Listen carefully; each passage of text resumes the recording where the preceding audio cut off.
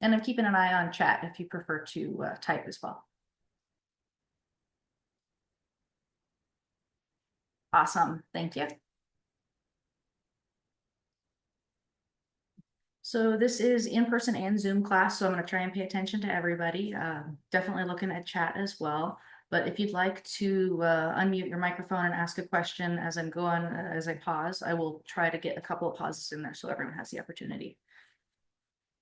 So for those of you who don't know me, my name's Camille. I've been the beekeeper here at Chenard's for the last 5 years, and I'm teaching a string of classes this year to try and help all of you newbies out there kind of get into the hobby. So a quick summary of the class. We're going to go over why you should inspect, how often you should inspect your hive. We're going to go over frame hierarchy and vocabulary and tools that you will need when inspecting your hive. Physical hive inspection walkthrough. Where should you be? What should you be doing? How do you keep organized? We're going to go over basic swarm prevention techniques and seasonal feeding ratios. So why would you inspect the hive in the first place? When you know how your bees are growing, changing, you'll know better how to take care of them. If you're in there once every month or so, something's changed, a lot of things have changed, it's going to be difficult to tell exactly what's going on, what led to what. So if you're in there pretty regularly, you're going to see changes as they happen, and you're going to understand why they're happening. Hive inspections can tell the beekeeper many different things. So they'll be keyed off when to perform seasonal tasks like adding your brood or honey boxes, feeding more or less frequently, depending on bee activity, resource availability out in nature. You're going to tell when you should be reducing or enlarging your entrance for ventilation, robbing prevention, extra traffic of honeybees, and you're going to tell when you should be harvesting your honey boxes. The health of the colony and the hive equipment is something you're going to be keeping an eye on as well. So health of the queen, which leads to health of the brood and the workers. Condition of your boxes and frames. Frames don't last forever and they should be replaced periodically. An old frame is considered somewhere around 3 years, but they can last a little bit longer than that, or they can break before that. So keep an eye on the quality of all of your equipment as well as the quality of the health of your actual living members of the hive. How often do I inspect? I like to inspect once every 14 days in good weather. There are going to be beekeepers out there who have different opinions, and that's totally fine. Some people inspect every 10 days, some people inspect less than that. But the reason I inspect once every 14 days is because if you look at this chart over here and you check out how long it takes a queen bee to hatch from an egg to an adult, it is 16 days. That gives you 2 opportunities to stop new queens from emerging and to stop swarming. Let's see. So if you screw up and you don't hatch that queen, you don't remove that queen cell, your bees can swarm. And when that happens, you have the old queen and about 60% of the hive population take off out of your hive. So that's leaving you with only 40% of your bees and a virgin queen. The virgin queen is going to take some time in order to go out and do her mating flights and come back and begin to lay eggs again. So you have approximately a 2 to 3 week period of no more brood in your colony and only 40% bees.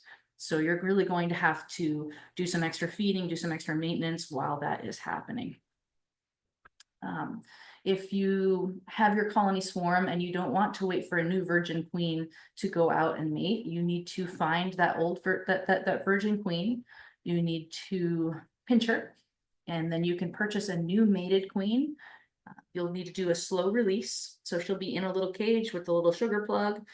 You put her in between your frames and let her self-release within about 3 days, and then she'll immediately begin laying. So instead of waiting 2 or 3 weeks for new brood to occur, you can really only wait a couple of days. So what am I looking for when I'm doing my inspection? Kind of pointless to do your hive inspections every 14 days and go, yep, it's a hive. So you're looking for resource availability. Depending on time of year, there's going to be more or less food. So consider, do the bees have a ton of food coming in? Are they not really consuming the sugar syrup? Should you back off on food? Are they not coming in with very much food on their legs? You're seeing bees coming in and out with no pollen. Maybe you should continue to feed a little bit harder. Hive capacity. This is really important. If bees run out of room, they will naturally want to swarm. So if you start getting to the point where you've got a really crowded hive box, maybe consider adding a new box, be that a brood box or a honey super, weather dependent and season dependent. Swarming potential. Are bees creating mini swarm cells, mini drone cells? Keep an eye on what they are doing at time of year. You want to cut out all the drone cells. The drone cells are just going to multiply your varroa mites. You don't need them for your individual hive. They are for other queens. Is the population very high for this time of year? Maybe you don't want to add another box. It's getting too tall for you to deal with. But you definitely need to fix a population issue. You can split the colony into 2 colonies and that'll fix your swarm issues as well. Harvest potential. Are honey frames full and capped? You can't just harvest any frame of honey. You have to make sure that it is cured. And when bees have capped their honey, you know that it is cured and is shelf stable. Some beekeepers will harvest throughout the season. Most beekeepers, I definitely recommend for all new beekeepers, just harvest all at once in late summer. It's going to be a lot easier that way for you. Another thing you're looking for is queen health. You may not actually find the queen, but look for solid brood patterns. Look for the work that she has done. You're looking for larvae, you're looking for eggs, you're looking for no spotty brood patterns. It should be pretty solid. Are you happy with the amount of brood for this season? A good laying queen can lay probably 1,500 to 2,000 eggs in a single day. So you're looking for quite a few good frames in there of young larvae and eggs. Worker health. This is more of a disease concern. Are your workers alert and active? Do you see any shriveled wings? Shriveled wings can be a sign that you have deformed wing syndrome, which is spread by varroa mites. If you're seeing that on adult bees, you know you've got a problem and you need to treat right away. Do you see any moths, beetles, ants active in the comb? This isn't going to occur in a healthy colony, but if you have a very small, weak colony, this can be a problem and it will need to be fixed right away. Color of brood is another important thing to take a look at. You should see pure white, well-fed brood. If you're seeing dark coloration or yellow brood, this can point towards brood disease. I'm not really going to go over disease in any detail for this class. We're going to do that in a whole different class though. You're also looking for drone health. Depending on which beekeeper you talk to, some beekeepers will actually pull out the drones and inspect their bellies and take a look and look for varroa mites on the drones because that's the most likely place you're going to find varroa in the springtime. So that's another method of counting mites. You can count drones. I think it's something like pull out 40 drones, count however many mites there are, and then you can treat based on that. Most people don't have the time to do that. That's fine. There are other methods as well. So before you inspect your colony, it's important to know your frames. Be right back here. There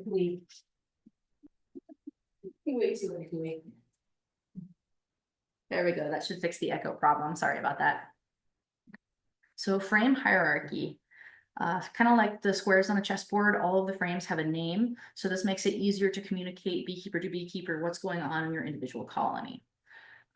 Important to know what you should see on each of these frames. Your hive scenario might be a little bit different. Sometimes the bees shift to one side or the other, and you can correct that or leave it depending on time of year. If you have an 8-frame hive, this is representative of a 10-frame hive. Your center frames will be number 4 and number 4 because the only difference between the two is simply 2 frames. The frames on the outside are often partially filled or empty. They may be drawn out but not really used. That's just mostly expansion room. They should remain empty until you add another box on there. If you're seeing these fill up, definitely time to add a new box. Frames 2 are generally honey and pollen, maybe some brood, depending on what your queen's feeling like. Every queen's a little bit different. Frames 3 through 5 should be exclusively your brood nest. This should all be brood. There can be a little band of honey, a little band of pollen at the top, but it should be more or less solid brood in these frames. So when you're preparing to inspect the hive, you need to have all of your tools present. When you're actually in the hive, you have the hive open, you should really only be spending probably 15 minutes or so in the hive. This varies from inspection to inspection depending on what you're doing and how often you're in the hive. But 15 minutes is a good goal to go for. So that being said, make sure all of your tools are completely ready. You don't have to go back to the shop to grab extra feed. You don't have to go back to the shop to grab an extra hive tool because you lost your first one, that sort of thing. So just kind of know what to expect, know what you think you're going to need, and bring some extra supplies too. It's good to have a toolbox on hand. If you don't have a bee-specific toolbox, you can use a nuke box, a 5-gallon bucket, a wagon, whatever you've got handy. Things that you will absolutely need though, any level of protective gear that you are comfortable with. For newbies, I recommend a full suit jacket, veil, gloves, and tall boots. But if you're like me, you might want to just go out there in short sleeves, a glove, and a veil. So everybody's a little bit different. Hive tool is absolutely necessary. It should never leave your hand when you're in the colony. That goes in between your thumb and your forefinger, and it's just an extension of your hand. You can do anything with the hive tool in your hand. Smoker is absolutely necessary. Some people don't want to inspect their colonies with smoke, but the smoke doesn't hurt them. It actually saves a lot of bee lives. So what the smoke does is the smoke will cover up any alarm pheromones. You can only really smell one thing at a time, and the smoke is stronger than your alarm pheromone. So that blocks alarm pheromone from being spread throughout the hive, keeps the bees calmer, and short, quick puffs of fast-moving air will actually move the bees from spaces that you're trying to inspect on your frames as well. So it's multi-purpose using your smoker. If you're like me, I have a lot of old nasty lighters. Carry a couple of extra lighters because inevitably you'll get out there, one of your lighters will have died and you'll need another. It's also a really good idea to light your smoker before walking over to the hive. Maybe you light your smoker, then get all your tools together, then move over to the hive. You want that smoker to really just sit there and simmer and get a good amount of heat to it and actually be properly lit before you shake it out and just have cool smoke coming out. Flames are not a good idea when you're inspecting your colony. You're just going to make them angry. So it's a good idea to have an ungloved hand and just kind of pass it over the top of the smoke. And the smoke should be cool before you move into the hive and start using your smoker. Have a notebook on hand. You can use a phone, but propolis and phones don't really mix. So I definitely recommend a notebook that you don't mind getting smudged. Bring some sugar syrup and some protein patty with you. If you don't use them, you can take them back to the shop. If you do need them, it's good to have them on hand. Bring a waste container. I am awful about this. I always need one. Waste container is great for burr comb. It's great for messy stuff that you're trying to get out of the colony. Like maybe you've got a bunch of drone comb that you want to get rid of that has brood in it. You don't want to smash it all, so toss that in your bucket and you can get rid of it later. Miscellaneous tools. These are things that you don't necessarily need but can be handy. A frame perch is really good to stay organized and keep everything off the ground. Some people like to use a frame grip rather than gripping the frames with their fingers. Bee brush, scratcher, extra frames. Extra frames are really handy to have around. And anything else that you may like. There are unlimited amount of tools out there. What's a scratcher? An uncapping scratcher. So when I say scratcher, I'm talking about a little fork with probably 12 really sharp tines on it. And so that's what you use to uncap all of your honey frames when you go to extract them. Also useful for pulling larvae out to inspect for varroa mites and for scratching drone comb. Some scratchers are better than others though, so experiment and see which scratcher works best for you. There's at least 4 different kinds out there. Let's see, I think we're done with tools here. So inspecting the hive, before you even get into the hive, this doesn't count as time in the hive, just sit there and check out the entrance. You can learn a lot just by looking at what the bees are doing as they come and go naturally before you get into there and start kind of taking them off a bit. So bee activity and attitude. Your weather is going to greatly affect how the bees are reacting. If it's really windy, they might be a little bit upset. If it's really rainy, they might not be flying very much. If it's a great sunny day and there's lots of nectar and pollen out there, they're just going to be buzzing back and forth and back and forth and back and forth, and they'll be too busy to even look at you. So listen to the bees as well. Every beekeeper who's done probably 2 or 3 inspections has figured out that, hey, there's a big change in what they sound like when they go from all right, everything's great to hey, beekeeper, you've been in there too long. So keep an eye on the tone of your bees, and you can really tell what kind of attitude they're having. This is something that a lot of new beekeepers don't know right off the bat. Bopping is something that bees do in order to try and scare a beekeeper away, to try and protect their colony. They understand that they have barbed stingers and that when they sting, they're likely going to rip out all their innards and they're going to die. So rather than stinging, they will go up and they will flick you right in the forehead. They'll try and get as close to the face as possible. So you'll see them bopping your veil quite often. This is a sign that they are riled up and that they are not happy with you being there. If you see a whole bunch of bees bopping you, probably just put the colony back for the day and then come back a different day. You don't want to upset them, and if they are bopping you, they will eventually sting if you don't leave. That being said, they'd be stinging a bee suit, but I'd rather not have the bees stinging and dying. Robbing behavior is something that you can tell just from external survey as well. So flights at the entrance can indicate robbing of another hive or yellow jackets. Take a look at comings and goings. You'll see little knots of bees at the front kind of fighting. And then that's a sign that you've got robbing going on. You'll see yellow jackets and a bunch of bees balling those yellow jackets and basically just trying to suffocate them. If you see nasty robbing behavior, there's just a huge fight at the beginning of the entrance. There are a couple things that you can do.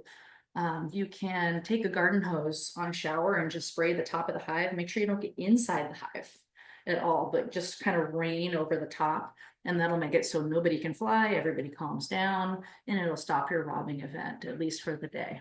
But if you see active robbing going on at the front of your hive, it's not a good idea to get in the hive at all. Wait for a different time. You don't want to open that up and just have free reign for the robbers. External survey, pollen gathering. Just count a couple of bees coming in and out and see what percentage of bees are coming in with pollen on their legs. You can kind of tell how much natural pollen is out there and how well the bees are bringing pollen in, whether or not you should really be feeding your extra pollen patties.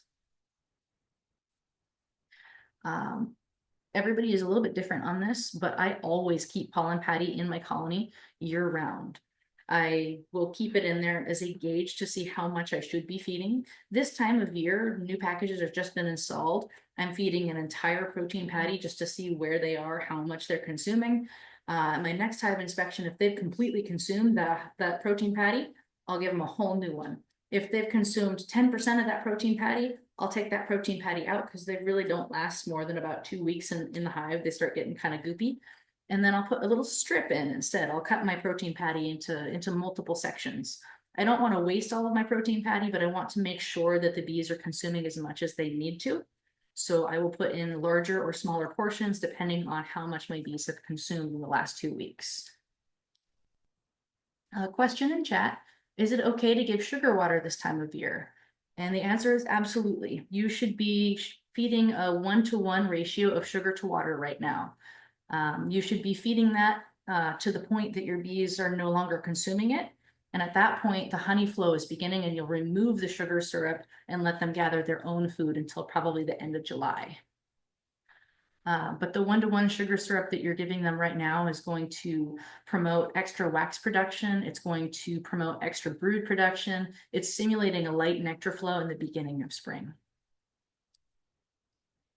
Yes, that is in addition to the protein patty. So your sugar syrup is your carbohydrate and your protein is, well, your protein. So I understood that we weren't supposed to put the protein in until the queen is out and there's wax, because I don't have wax yet. Okay, so if you don't have wax comb yet, you can still feed the protein patty and they'll still consume it and feed it to the queen.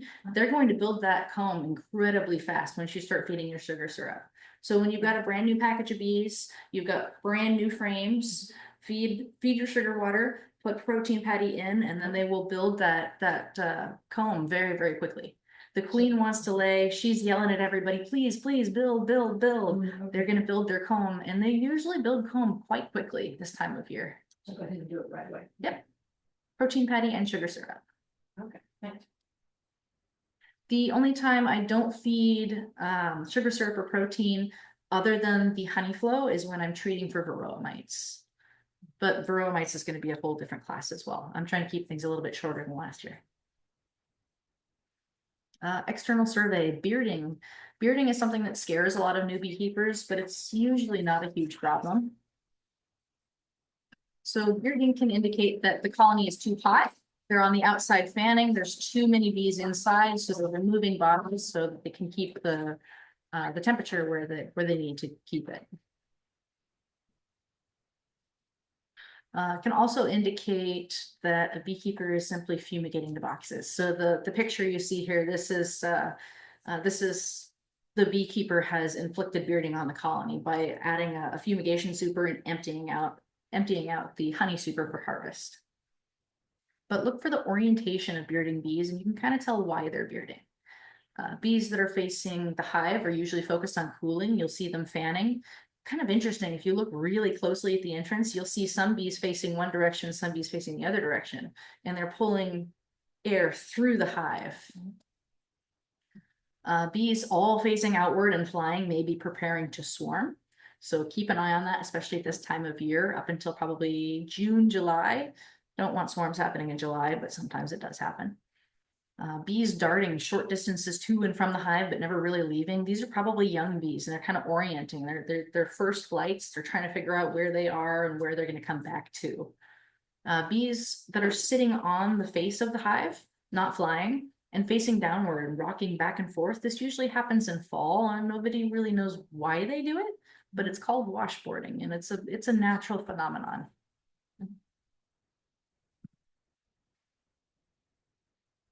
So getting into actually inspecting the hive and getting into the hive boxes now that you're done with your external survey, important to know where you stand, literally.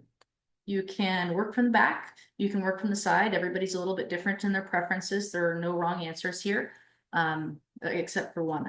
Just don't ever stand in front of the hive. You don't want to block the entrance. The bees' flyway is very important to them. So the first 6 feet in front of the entrance, they've got a habit of exactly how they want to fly in and out of that hive. You block that, and then they're going to see you as a threat.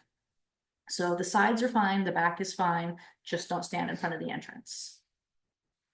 Announce your presence by smoking the entrance lightly. 1 or 2 good slow puffs is probably fine. The photo you see here, I think, is just photography. There's way too much smoke in the air, so they probably smoked the camera a little bit. You don't need a whole lot of smoke. You just need enough smoke so that the scent falls over the colony. Smoke should be reapplied each time you open a new part of the hive.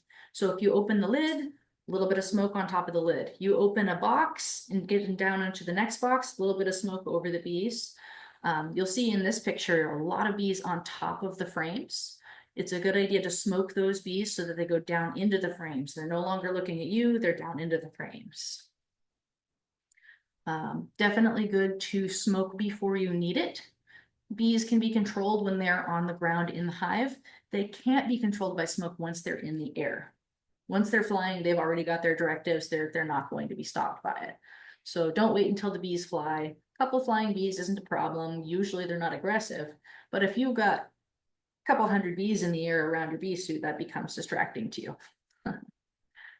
Definitely get to know your smoker. There are a couple different smoker types out there. They work a little bit differently, but get to know what smoker fuel you like, get to know how long it takes you to light your smoker, how long your smoker will last. If you are inspecting your colony and you don't need your smoker for a couple of minutes, just lean down and give it a quick squeeze anyhow, and that'll just keep it lit as until you need it again. So short, quick puffs for a strong puff of air for controlling movement of bees or moving them to and from a place on the frame that you'd like to look at. Long, slow puffs will keep the smoker going and create a steady smoke. And really, practice is the only way that you're going to really get good at this. You can take advice from 100 different beekeepers. You just need to sit there and play with your smoker for a while. So inspecting the hive, when you actually start to open it up, Stay organized, make sure that everything that comes off of the hive goes back onto the hive in the exact same order. And make sure you don't get rocks and dirt and things in your colony because that's going to make everybody upset, including the beekeeper. So when you open your telescoping top or the lid of your colony, there are different lids. I like a flat lid because this creates a clean work surface for me. You may have a decorative lid that has kind of a curved top. Find something that is flat so that you can use that as your work surface. As you get deeper into the hive, you want to set your equipment skewed on that telescoping top. And this does a couple of things. It will reduce the surface area that is touching board to board, so they're not going to get glued together quite as bad. And reducing the surface area that any piece of wood is touching is also going to prevent squishing of different bees. If robbing is a concern and you absolutely have to inspect, then throw an old pillowcase, an extra inner cover, or an extra telescoping top over the top of your boxes as you remove them. You don't want any of your hive equipment to be exposed if robbing is a concern at all. If robbing is a massive concern, just don't enter your hive at all and wait for another day. Population size.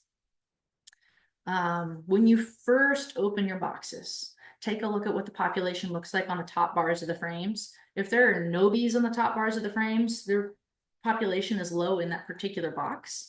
If you see the photo on the right here, and you can barely even get in, even after you smoke, then you definitely need to add some boxes, do a split, do something to fix the overpopulation going on. Different times of year, your population is naturally going to be a little bit different. So just kind of get used to what your bees are doing. If you've got multiple colonies, this is a really great thing that you can do. Just compare the two colonies. Is this what you should expect? Is one colony doing really well? Is one colony doing a little bit worse? Take a look and see what is normal for your colony. A new package of bees in spring. We just had a package day yesterday. Should have about 10,000 bees. They are going to just have explosive growth going through what we call the spring buildup. So a full-size colony at the height of the season usually has around 60 to 80,000 bees. When you open the colony up and you see a bunch of burr comb on the tops of the frames, the bees are trying to expand. They're starting to run out of room as far as workspace. So this is another sign that you need to add another box. They're letting you know, hey, we need more space here. When 70% of your frames are in use, so they have been drawn, they're being used for resource collection or brood collection, they have active bees on them as well, then it's time to add another box. It's really easy in a 10-frame box. Your 70% rule, you've got 7 frames in use, you can add a new box. If you don't add a new box and the bees just run out of space, bees need to be busy in order to be happy. They will go ahead and just swarm on you if they run out of space. Creating workspace inside the hive. There's a couple different ways to do this, and depending on which tools you like, or if you're going the economical route, you can do a couple different things here. The frames in the colony are close together on purpose, and it can be difficult to manipulate frames with gloved fingers. There are frame pullers that you can use if your gloved fingers are not dexterous enough to move things around. Use your hive tool to pry frames back and forth gently. There are some hive tools out there with little J hooks on them, J hook hive tools, and those will help you pull frames directly out without busting anything up. But when you're actually doing your inspection, you don't want to be pulling frames and setting them back down in the box until you've created some space, because this is how you wind up rolling bees or rolling your queen, and that's really not a good thing. So you'll see in this middle picture here, we have what's called a frame rest. You can remove up to 3 frames and set them aside, and then you've got all of this space in the colony so that you can move frames around without fear of squishing anybody. If you're going to pull your frames like this, there is always the chance that the queen is going to be on there. So make sure that the outer frames usually are fairly empty. It's pretty quick just to flip back and forth and see, hey, is my queen on this frame, before you set it aside. Queens don't read our books. They don't know they need to be on the brood comb with all the eggs and the larvae. Sometimes they take a little vacation out to the empty frame. So always check. always check. I found a queen on the frame number 1 3 times last year. So she takes a vacation once in a while. If you don't have a frame perch, like this little metal perch right here, it's still important to take 1 or 2 frames out of here just to give yourself some space. So what you can do is you can take your frame, like in this little top diagram right here, make sure the queen is not on it, and then lean it down on the side of the colony that you're not inspecting. If you're inspecting the side, put it on the back. If you're inspecting from the back, put it on the side. But get it away from you so you're not going to knock it over, and just kind of lean it so it's on the sidebar. Moving through your frames during an inspection. So you want to make sure that the order of the frames remains the same. Bees are very particular about frame order and the brood sphere. If the brood sphere becomes fragmented, that makes it really difficult for the bees, really difficult for the queen. So make sure you put all of your frames back in the same order that you took them out. When you have removed frame number 1, like in this diagram right here, you've got the space just to kind of move things around, and you're keeping an order too. So if you're inspecting frame number 2, you'll take frame number 2, inspect both sides, put that in position 1, and just keep going through until you've inspected all the frames, and then you'll scoot them back over and then replace frame number 1 back where it was. It's a good idea to inspect all of the frames at some point, but you don't need to inspect all of the frames every single visit. So if you want to split it into, I'm going to inspect the top box this time, I'm going to inspect the bottom box next time, that's fine, as long as you understand that swarm season is definitely a thing. If you can't do all of your boxes all at the same time, go ahead and clamshell. And what that means is, like in this diagram right up here, pull one of your boxes up so that the bottoms of the frames are exposed and you can take a look at the bottoms of the frames. Queen cells or swarm cells are likely going to be at the very bottoms of those frames. And if you see those, then you know that you need to look further. But this is just a really quick way of looking at all 10 bottom frames. And you can do that for the bottom box as well if you set that top box aside on your telescoping cover. No matter how experienced you become, honeybees will always surprise you. So if you see a couple of swarm cells on the bottom bars, you go, oh great, we got rid of all the swarm cells. Go ahead and take a quicker look, a deeper look into all of your frames, because chances are they may have put one as a super seizure cell as well, and that'll be on the face of the frame. You miss that, they swarm. So be sure that you're thorough, but also be sure that you're kind of quick and organized. So when you're looking at the frames, there are going to be a couple different colors, and these are indicative of different jobs that the bees have put them to, or different ages of the wax. On the left right here, you see brand new wax. Wax is purely white when they come off the abdomen of the bee, and it's going to be white for a couple of days at least until they really get used. The yellow wax right here has been used for pollen and nectar collection. And as they start to yellow, it's a little bit of pollen residue, a little bit of just bees walking back and forth. If you walk back and forth in your living room for 3 or 4 weeks without vacuuming, it's going to get kind of yellow too.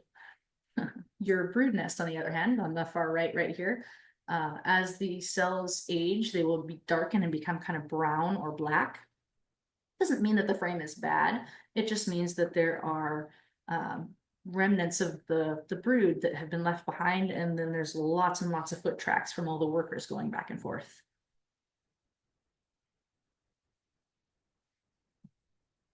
So your outer frames, what you should expect when you're inspecting frames 1 and 2. These are mainly either extra space frames or resource frames. So they should be mostly honey and nectar, mostly pollen, or a mix thereof. Got a couple of really good frames right here. These are all capped honey. The bottom one right here, this capped honey from the super, is actually ready for harvest. If you see the top photo here, there are quite a few cells that are not capped yet. If those have nectar in it, in those cells, that it may not be cured, and that can actually ruin the batch of honey.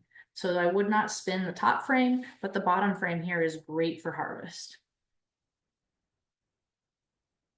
You'll notice that honey frames are quite a bit heavier than pollen or brood frames.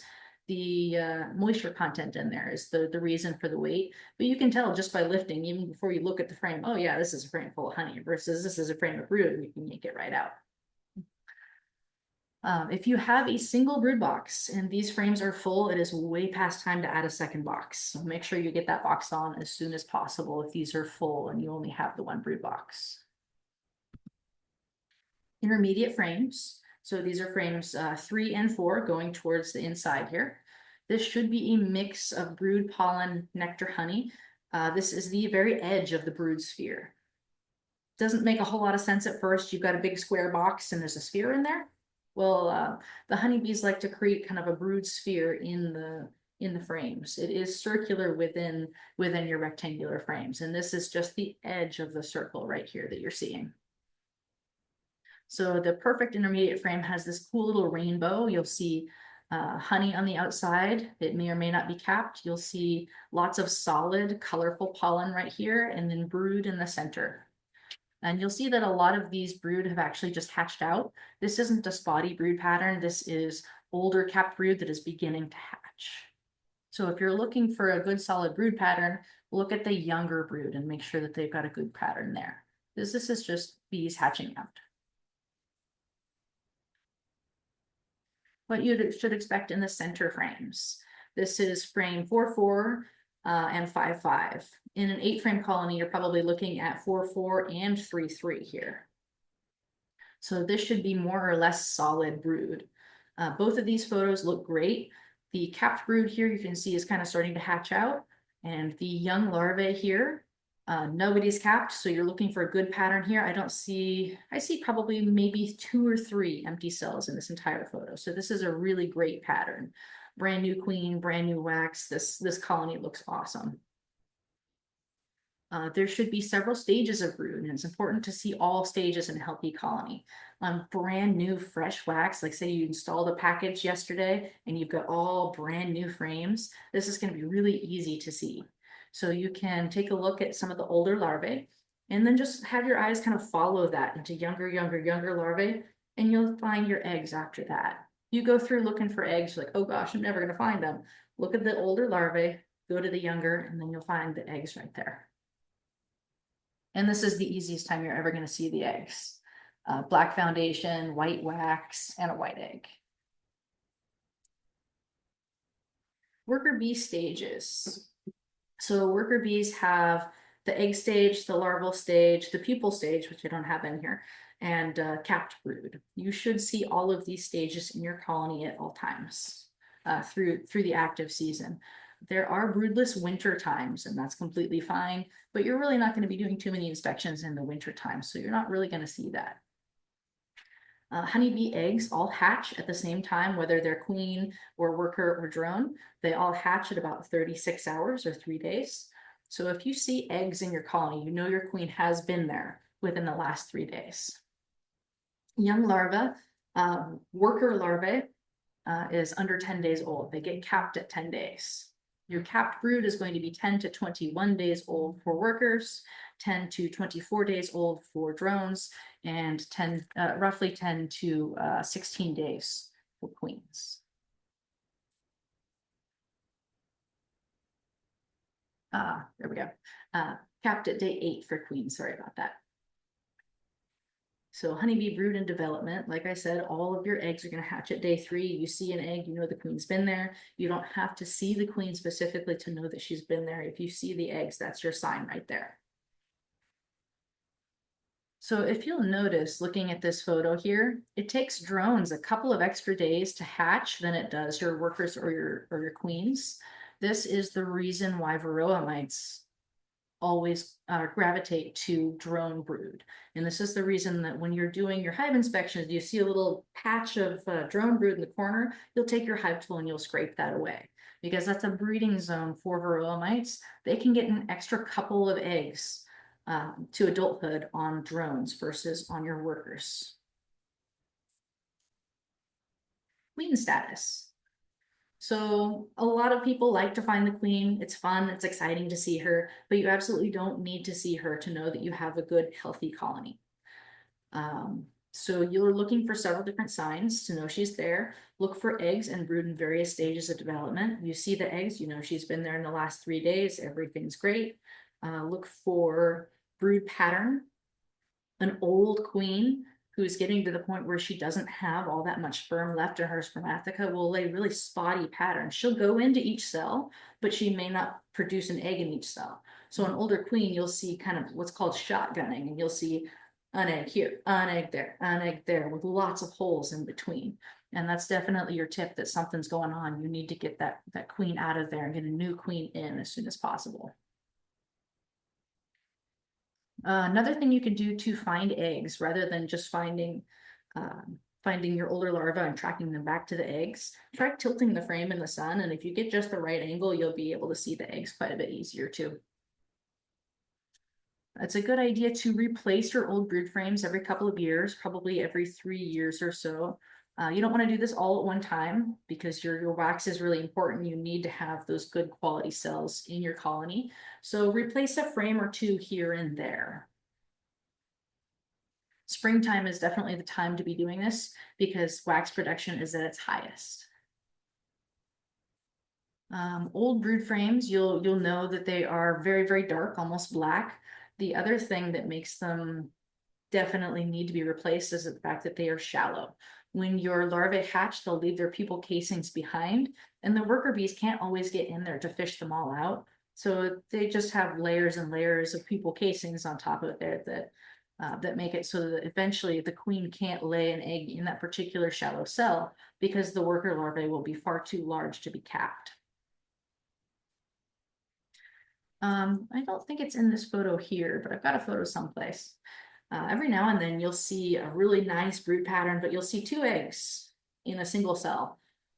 If you're seeing this once or twice, it's probably just a new queen. She's getting used to laying. She hasn't done this before, so she'll make a couple of mistakes. Not a big deal. If you see, like in this bottom right photo here, several eggs in each cell, this is a problem, especially if they're sticking to the walls of the cell and they can't quite get down into the center.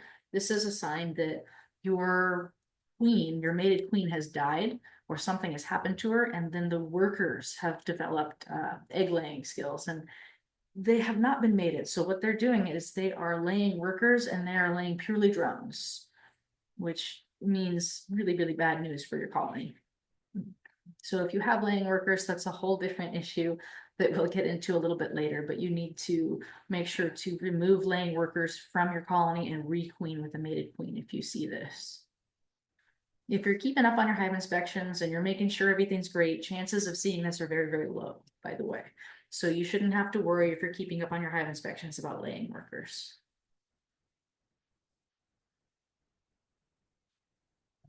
Inspect brood frames to prevent swarming. So I've got a couple pictures here, a little bit hard to see on this top photo, but this little worker bee is hanging out right near a queen cup. This looks like an empty queen cup. Empty queen cups are completely fine, but make sure to look at them every single time you inspect.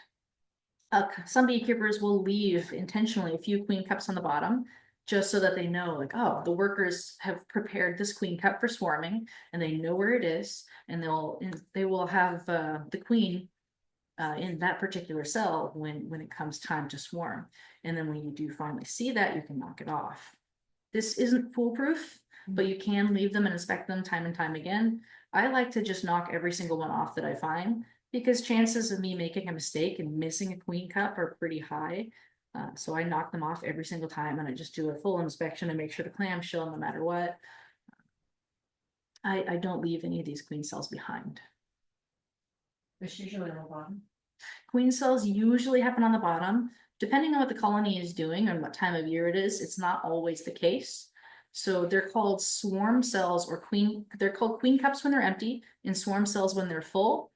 They are generally on the bottom of the colony like this, but if something happens to your queen, like she gets smashed or something happens with her, like disease or maybe her spermatheca wasn't as full as it could have been and she's laying spotty patterns, the worker bees may take it into their own hands and go, hey, this queen isn't working out, and they will modify an existing egg, existing worker egg on the face of the frame, and they will modify that cell to have a queen cup on it.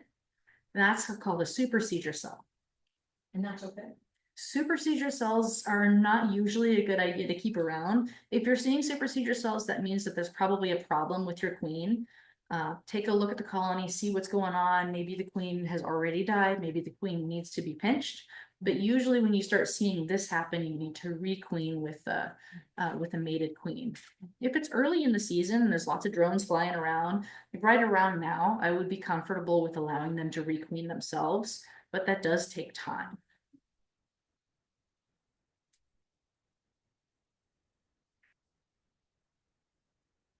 So when a colony swarms, it'll produce many virgin queens and queen cups, and she will depart when they're about to hatch. Queen cups usually appear on the bottoms of the frames, but not always.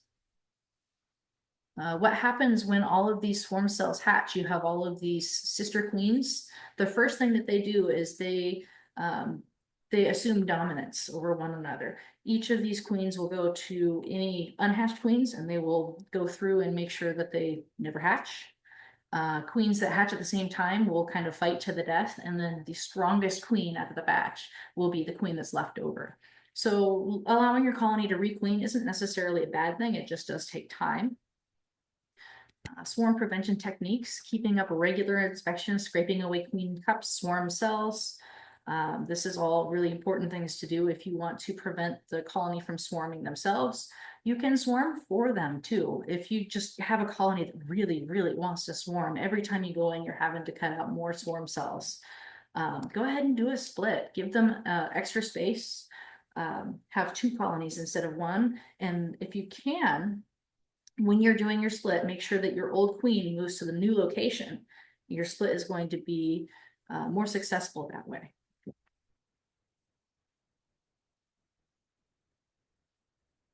Common frame problems. This is another reason why it's a good idea to inspect once every 2 weeks. If you inspect once every month or 2, you're going to come into your colony and this is going to be awful. You inspect once every 2 weeks, you're going to find a small problem, be able to clean it up pretty easily.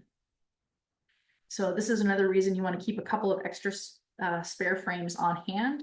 If you see this right here, the comb is going the wrong direction. This is called cross comb. The honeybees have gotten a little bit confused and they are sticking all of the frames together by drawing the comb in the incorrect direction. So you want to scrape all of this away. They have filled this with honey. It's been a while since this frame has been inspected.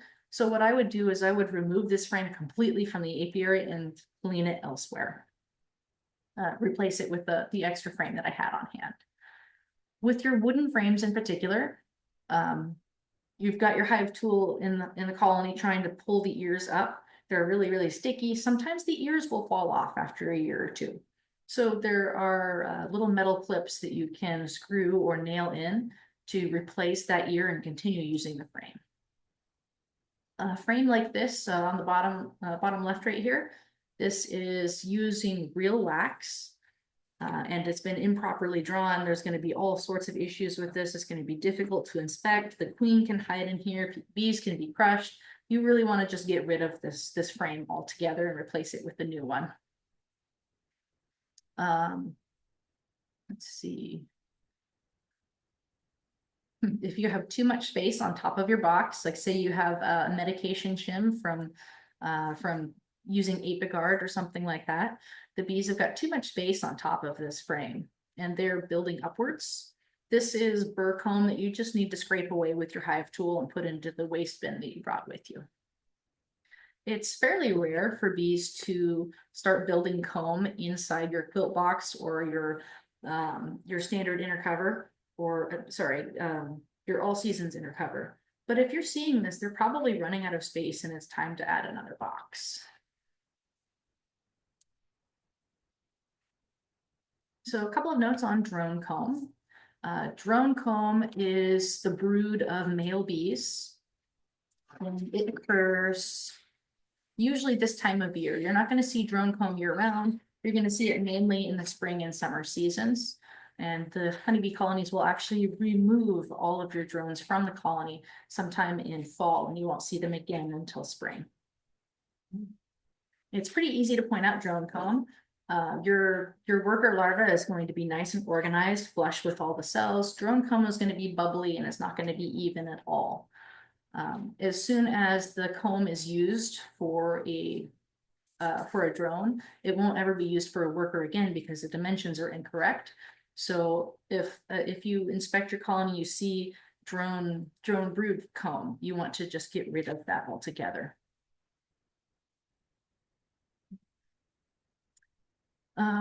There are special drone frames out there. So if you see a green frame, take a look and you'll notice that the foundation is a different size than all of your other black comb or yellow comb. Green drone frames are useful for drone collection. They're useful for a form of mite control. So you'll put this frame on the edge of your brood sphere, and the queen will see that frame and go, well, that's only for drones. And she'll lay all of her drone eggs on this particular frame and use all the other frames, hopefully, for all of her workers. What a beekeeper can do with this is wait until the frame is capped. You want to make sure that you don't have any of the drones hatch from this frame. It's really, really important to keep your timing on this, because if you allow those drones to hatch, you've just become a varroa mite breeder. So let's not be varroa mite breeders. Let's take that frame out before they hatch. It's really nasty getting rid of that. So what I recommend is throw that frame in the freezer for about 3 days. Then you can take your hive tool, scrape all the wax, all the drone off of that frame, and then you can reinstall that frame into the colony to be refilled.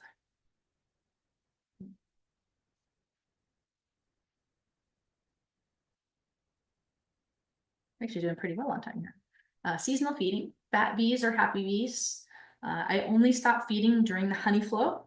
I will sometimes feed different food depending on season, but I don't feed anything during the honey flow because there are enough resources coming in that I don't need to feed, for one. And if you're feeding sugar syrup and your bees are coming in and filling your honey super, chances are they might put a little bit of that sugar syrup in your honey, and you don't want that. That'll make your honey go bad. It'll make your honey taste funny. You don't want to be eating the sugar syrup. That's for the bees. So bees need both carbohydrates and proteins, and that's what's found in natural nectar and natural pollen. So you are supplementing your natural nectar and natural pollen with sugar syrup and pollen substitute or protein patties. In early spring, right now, when packages are installed, when rain's slow, temperatures begin to rise, you're looking at upper 50s throughout daytime temperatures. 1-to-1 sugar syrup. If it's still a little bit too rainy, a little bit too cold, you can continue feeding your dry granulated sugar or fondant. At this time of year, about this week, I'm happy feeding sugar syrup. But it changes a little bit every season. So just kind of keep an eye on seasonality, keep good notes, look at your notes from last year, like, oh, March is still freezing, or we're into April and it's 80 degrees. It's going to be a little bit different every year. Late spring, when bees become active, you're absolutely just going your 1-to-1 sugar water, your protein patties. You'll see 18% protein down here and a 4% protein. There are 2 different patties that I like to feed depending on season. Your 18% protein is going to encourage your queen to lay extra brood. In wintertime, your bees will need a little bit of protein, but mostly they're going to need carbohydrates. So your winter patties have much lower protein, which does not force your queen to lay when she is in a broodless period, when temperatures are really cold and you don't want baby bees to be raised. It also has a considerable amount of sugar in it too. So depending on time of year, normal protein patty or winter patty. During the honey flow, again, don't feed anything. The bees are bringing in enough resources. They'll probably reject your sugar water anyhow if you do try to feed it. In fall, after we have taken the honey that we need for our kitchens, you'll want to feed a very heavy sugar syrup. This is 2 parts sugar to 1 part water. It's difficult to mix, just mix, it's fine. You want it to be as cool as possible when you mix it. Don't ever boil it. I know it's difficult to mix, just take an extra couple of minutes. I like to mix mine in my kitchen mixer so I don't have to wear out my wrist. If you're doing large batches, you can use a 5-gallon bucket and a drill with a paint spinner on it, and that works just fine too. But in fall, the 2-to-1 sugar syrup is going to be thick enough that the bees can actually store that inside the cells. and they're going to supplement honey that was taken out for their winter stores.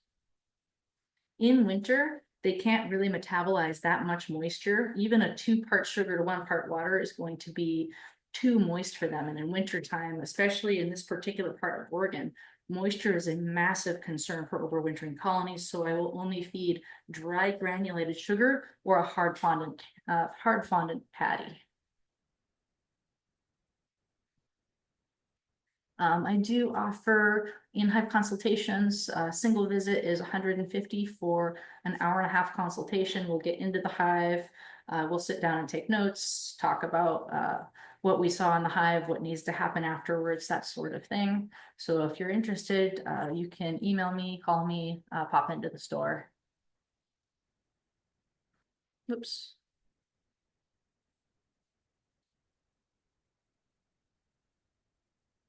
There goes my screen share. Sorry about that. Pop that back up.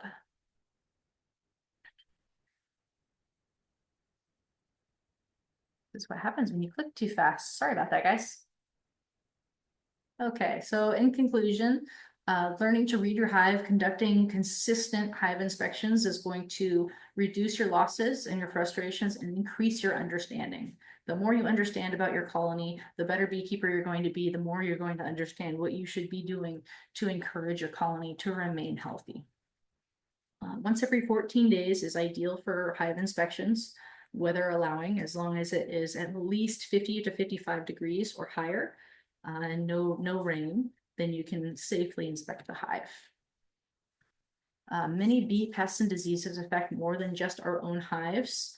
It's the nature of honeybees. They can forage for probably three or more miles. So chances that you have a hive within about 3 miles of your hive are pretty high. Just be sure that you are paying attention to your colony, making sure, hey, I've done everything that I can with my colony. Doesn't mean that they're completely disease-free, because other bees from other beekeepers could be influencing them. And that goes both ways. So be sure you're being a good, diligent beekeeper for your bees and for bees everywhere. And that's all I've got for you today. Feel free to shoot me an email, give me a phone call, or stop into the shop. And thanks everybody for joining.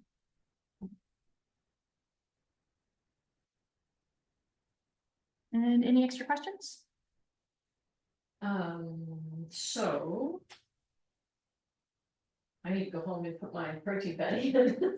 I misunderstood. I thought Darren said, wait 5 days till they start making wax, because I don't have that. And then do the protein. I put mine in right away. When I did my first colony, I did a package on bare frames, no frames at all. It's just plastic. So Yeah, they built up incredibly fast. yeah, that's what I remember last year, because mine were just empty last year. This year I at least have a little plastic thing. I bought 4 of those, and then I put 2 of the old empty ones because I have plenty of wax and stuff on them. And interest, and they went to those first. Yep. I was like, oh, wait a minute, bees. But that's okay. They'll latch on to any wax that they have in there, and then they'll spread out to the other frames too. Yeah. Well, I was going to share this cool thing. So I have a honey flow. You know that The flow hive? the flow hive. Yeah. I never put the honey super on it last year because I wasn't sure I was gonna get, and I had plenty of honey, I just didn't inexperienced. So, oh, shoot, where'd it go? Here it is. So they came up with a new, this thing to lift up the super. Interesting. So they're just giving you instructions, don't do it that way. So this way they have some that are even 4 high. Mm-hmm. And then you can just lift it up, go to the That's next one, cool. lift it up. Isn't it cool? So I'm gonna try.